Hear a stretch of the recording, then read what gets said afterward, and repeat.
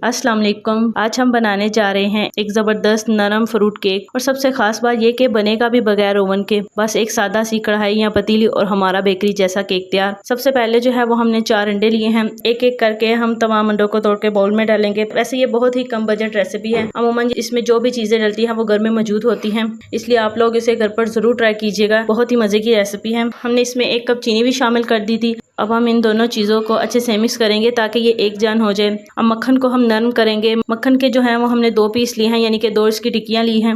अब हम मक्खन को अंडे वाले मिक्सर में शामिल करेंगे और इसे भी अंडे और चीनी के साथ मिक्स करेंगे। अब बैटर में हम 1 कप मैदा डालेंगे। अच्छा, हमने जितनी चीनी ली है इतना ही हम मैदा लेंगे, यानी कि 1 कप अगर हमने मैदा लिया है तो 1 कप ही हम इसमें चीनी भी लेंगे। 1/4 चम्मच इसमें बेकिंग पाउडर शामिल करेंगे। इन सब चीज़ों को अच्छे से मिक्स करेंगे ताकि इसमें कोई गुठली ना रहे। अब मिक्सर देखिए बिल्कुल सॉफ्ट सा तैयार हो चुका है। अब हम इसमें आधा चम्मच वनीला एसेंस और आधा कप दूध का शामिल करेंगे और एक बार फिर से हम बैटर को अच्छे से मिक्स करेंगे।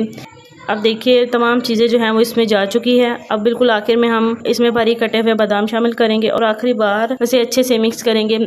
अब हमने जो है वो केक पैन को ऑयल लगाकर ग्रीस कर लिया और बटर पेपर भी लगा लिया था। अब हम इसमें सारा बैटर जो हमने तैयार किया था इसमें शामिल करेंगे और उसे हल्का हल्का अच्छे से हिलाएंगे ताकि बैटर जो है वो हमारा अच्छे से सेट हो जाए। अब हम इसको बादामों के साथ गार्निशिंग करेंगे। एक एक करके हम तमाम बादामों को बैटर पर अच्छे से लगाएंगे और अब हमारा बैटर बेकिंग के लिए बिल्कुल तैयार हो चुका है। हमने जो है वो पतीली को 10 मिनट पहले ही प्री हीट के लिए रख दिया था। अब हम पतीली पर इसको आराम से रखेंगे और कवर लगाकर 25 से 30 मिनट के लिए पकाएंगे। 30 मिनट हो चुके हैं और हमारा बगैर ओवन वाला केक तैयार हो चुका है, जो ना सिर्फ बनाना आसान है बल्कि जायके में भी लाजवाब है।